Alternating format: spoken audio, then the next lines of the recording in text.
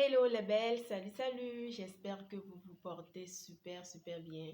De là où vous êtes, moi je me porte très bien également. Le sujet qu'on va aborder aujourd'hui c'est prends pouvoir sur ta vie. Cette décision changera radicalement ton existence. Donc sans plus tarder, on commence. Cette décision changera radicalement ton existence. Ça va changer ta vie. J'ai préparé pour vous 5 étapes que vous deviez absolument suivre. C'est très important, tout est très important. Autant que les étapes elles sont toutes importantes. Ça veut dire que juste ces 5 étapes feront l'affaire? Non. Mais déjà, pour commencer, avec ces 5 étapes, si tu les mets en pratique et tu travailles sur ces points déjà, tu vas constater un grand changement dans ta vie afin de commencer par également implémenter d'autres traits à suivre. Déjà, pour être la meilleure version de soi-même, c'est beaucoup de choses. C'est tout un ensemble, c'est tout un panoplie de choses à faire. Ici, je vous donne 5 astuces ou 5 étapes que vous deviez suivre absolument pour pouvoir décoller afin que sur le chemin, vous emmagasinez d'autres étapes ou d'autres choses à faire pour pouvoir être plus solide, pour pouvoir être plus au taquet, tout simplement. Alors, déjà, par quoi est-ce qu'on peut commencer? La première des choses, c'est commence par te découvrir et commence par découvrir qui tu es. Tu es qui? Est-ce que si je te pose la question qui tu es, est-ce que tu pourras me répondre? Qui tu es? Quelle est ta place? Qui tu es dans ce monde? C'est cette question qu'il faut se poser. Qui tu es? Qui es-tu? Et pour pouvoir répondre à cette question, ça englobe plusieurs facteurs. Ça englobe déjà tes croyances. En quoi est-ce que tu crois? Est-ce que tes croyances côté spirituel, tu crois à quoi? Tu crois en quoi? Le volet spirituel, tu crois en quoi? Peu importe ce en quoi tu crois, ça commence déjà par là. Après avoir défini tes croyances spirituellement, qu'est-ce que tu aimes? Tu aimes, quand on te pose la question, qu'est-ce que tu aimes de manière générale? Qu'est-ce que tu aimes? Tu dis, ok, j'aime la tranquillité, j'aime la paix, j'aime l'honnêteté, j'aime tout ce qui peut m'apporter du bien. Voilà, tu commences par détailler. Donc, il faut que tu fasses également le point à ce niveau. Qu'est-ce que tu aimes? Qu'est-ce que tu n'aimes pas? Qu'est-ce que tu aimes? Qu'est-ce que tu n'aimes pas? Tu n'aimes pas le mensonge, qui sait, peut-être que tu aimes aussi le mensonge. Ah, à toi de voir. Donc, qu'est-ce que tu aimes, qu'est-ce que tu n'aimes pas? Qu'est-ce que tu aimes? Ça peut être sur le plan sentimental, sur le plan amical, sur le plan familial, sur le plan de la nourriture, sur le plan du quotidien, ce que tu aimes partager, tes hobbies, tes phobies. Qu'est-ce que tu aimes? Il faut que tu les découvres. Qu'est-ce qui te fait plaisir? Qu'est-ce qui te fait plaisir? Qu'est-ce que tu aimes faire qui pourrait te faire plaisir?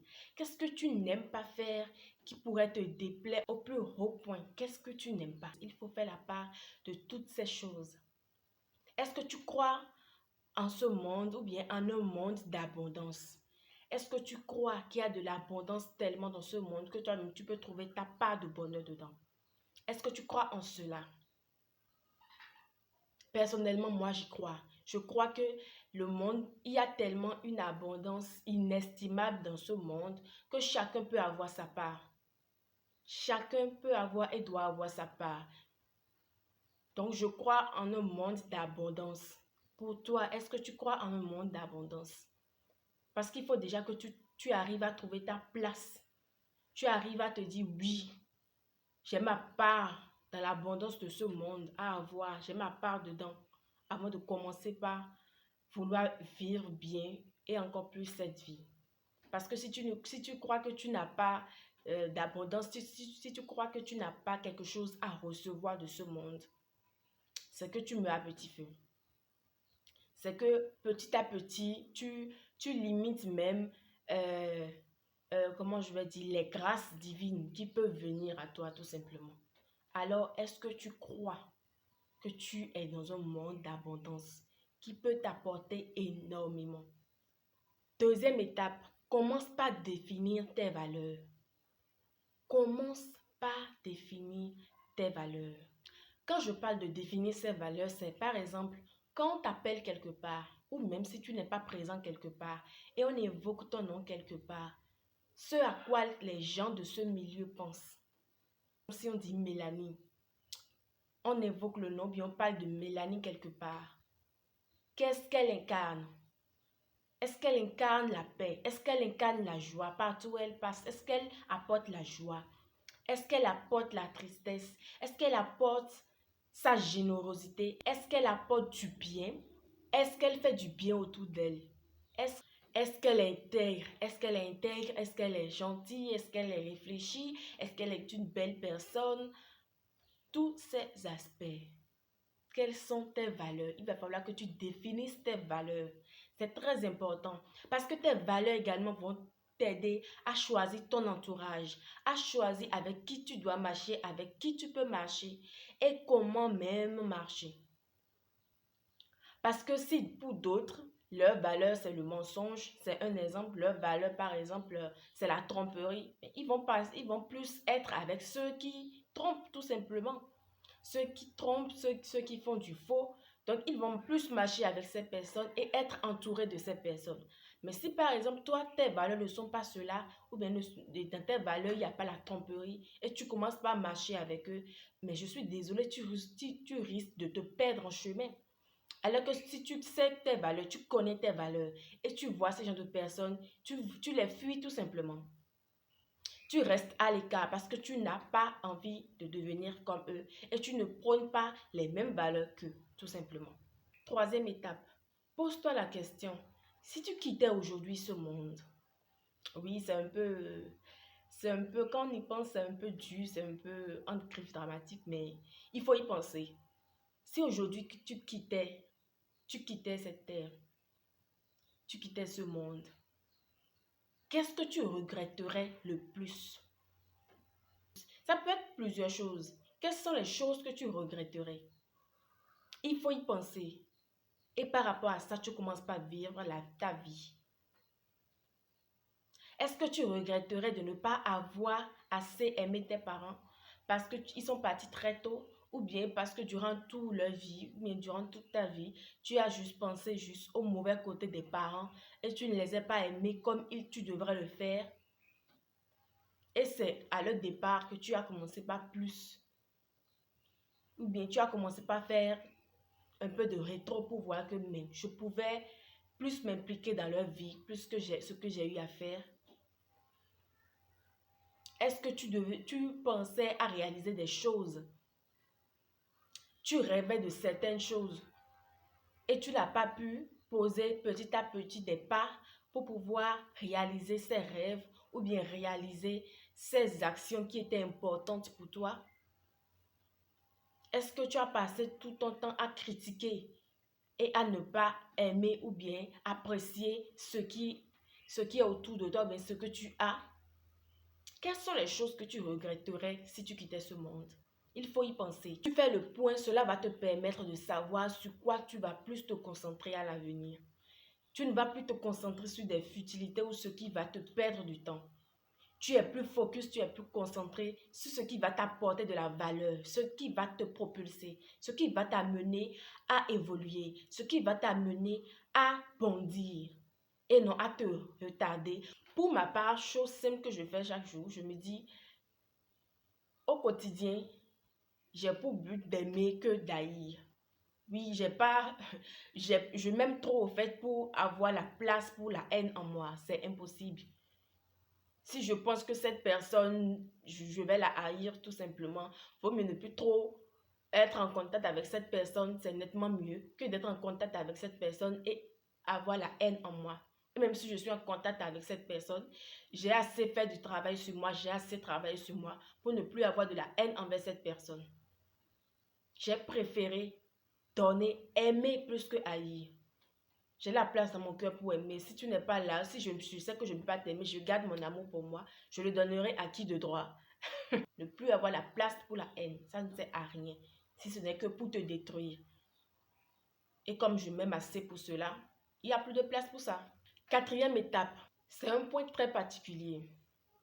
Oui, savoir donner et recevoir ou prendre. Tu sais que tu peux donner assez et ne pas recevoir autant. Est-ce que tu sais de cela? Est-ce que tu as conscience de cela?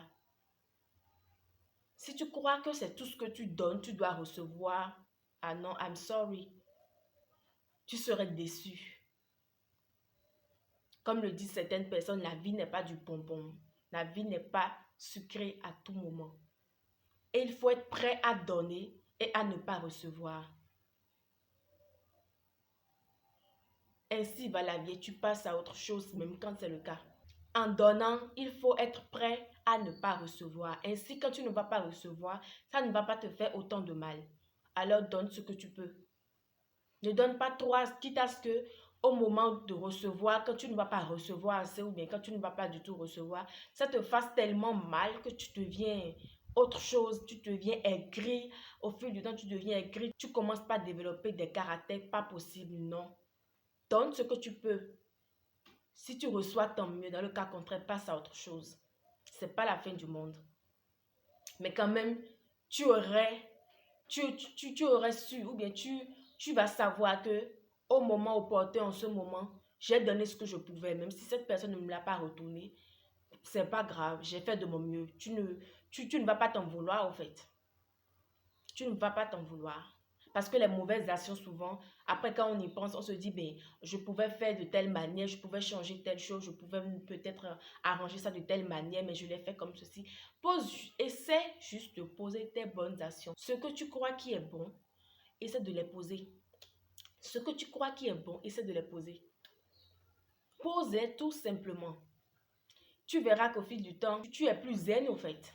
Partout où tu passes, apporte la joie, apporte la tranquillité, veille à cela. Aux endroits où tu passes, qu'on ne garde pas juste des souvenirs négatifs de toi. Ce n'est pas possible de passer à 1000 endroits et d'apporter la joie aux 1000 endroits. Ce n'est pas garanti. Ce n'est pas garanti. Dans les 1000 endroits, tu peux avoir un ou deux endroits où ça ne serait pas pareil ou bien il y aura certaines circonstances ou bien des choses, des éléments qui vont entrer en jeu et ça ne serait pas forcément comme tu veux. C'est possible. Mais quand même, essaie de faire que la plupart des endroits où tu passes, ça ne soit que du bien que tu apportes. Ça ne soit que de la joie. Que tu ne causes pas beaucoup de tort aux autres. Parce que la manière dont tu causes de tort aux autres, d'autres aussi peuvent te le causer. Et ça ne sert à rien en fait. Ça ne sert à rien d'apporter dans la vie des gens des choses si ça ne soit pas des choses qui seront positives. Le négatif, ça sert à rien si ce n'est que pour détruire. Donc, soit apporte des choses positives, soit n'apporte rien tout simplement. Oui, oui. Soit apporte des choses positives, soit n'apporte rien tout simplement. Même s'il y a des gens à qui tu crois que tu donnes tout le temps et puis voilà, ils ne te retournent pas, ils sont des gens assez proches. Le cinquième point, apprends à aimer ta différence. Autant que nous sommes, chacun a sa part de différence. Tout être humain est unique, unique en son genre. Il y aura d'autres, leur visage serait long, leur visage serait rond, leur visage serait court, je dis n'importe quoi. Il y aura d'autres, ils auront une forme Coca-Cola, si ce sont des femmes. Il y aura d'autres, ils auront une forme assez svelte. Il y aura d'autres, elles seront un peu plus minces, elles seront un peu plus modelées, un peu plus corpulentes, elles seront un peu plus corpulentes, ainsi de suite, ainsi de suite. Apprends à aimer qui tu es. Apprends à aimer ta différence. Ton physique, tu ne l'as pas choisi. C'est pas toi-même qui l'as fait. Non, tu es venu avec. Alors, tu t'acceptes. Tu dis pas parce que moi, j'ai des oreilles qui sont assez larges. Je ne suis pas une personne normale. Alors, je dois me comporter différemment des autres. Non. Tu te trompes largement. Alors, accepte ta différence. Tu crois que tu es assez obèse, tu peux travailler sur ton surpoids. Tu travailles sur ton surpoids, quitte à ce que tu diminues de poids. Est-ce que tu dois suivre un régime? Est-ce que tu dois faire un peu de sport? Est-ce que tu dois revoir ton alimentation, tout cela, tu le fais. Tu le fais et tu prends du temps pour toi. Oui, tu dois prendre assez de temps pour toi. Te faire belle parfois, à sortir, aller au resto, aller manger quelque chose, te faire plaisir, prendre du bon temps, aller quelque part, si c'est que tu dois même aller en week-end quelque part, prendre du bon temps, te reposer, te ressourcer, faire ce que tu as fait, peut-être en compagnie de tes amis ou bien ceux que tu aimes, ou carrément tu peux même le faire seul. Personnellement, ce sont des choses que certes j'aime le faire aussi accompagné, j'aime bien également le faire seul. Ça me fait un bien fou, ça me permet de m'évader un peu, d'être seule, d'être face à moi-même et puis de faire un peu de point dans ma tête également. Donc, je vous le conseille vivement. Apprenez à aimer votre différence. Aussi différente que vous soyez des autres, c'est ça qui fait votre particularité. Vous êtes unique et personne ne vous ressemblera et vous ne ressemblerez à personne d'autre textuellement. C'est vous et c'est vous. Alors apprenez à aimer votre différence. On vous dit, il y a d'autres qui vous insultent carrément à cause de votre physique, à cause de votre bras, à cause de votre nez, à cause de votre front. Soyez-en fiers. C'est ça qui fait votre particularité. C'est ça qui fait votre particularité. Vous êtes particulière ou particulier avec cela. C'est votre identité. Alors, faites-vous du bien, prenez du bon temps et appréciez petit à petit votre parcours. Appréciez petit à petit votre parcours. Appréciez ce que vous faites. Appréciez votre cheminement. Appréciez tout ce que vous faites qui contribuera à votre épanouissement et à sortir la meilleure version de vous-même. Je souhaite aux nouvelles et aux nouveaux qui sont là la bienvenue. Et si vous n'aviez pas encore activé la cloche de notification, faites-le pour ne plus rien manquer et être également au courant de nos nouvelles pépites qui sortiront. Et commentez, dites-moi ce que vous en pensez en commentaire. Laissez-moi des commentaires pour...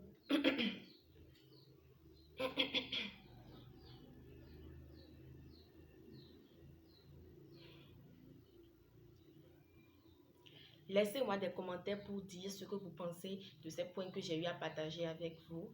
Si cela vous a été utile, alors n'oubliez pas de liker, également de vous abonner à la chaîne pour faire partie de la communauté. On se dit à très vite et puis bye bye.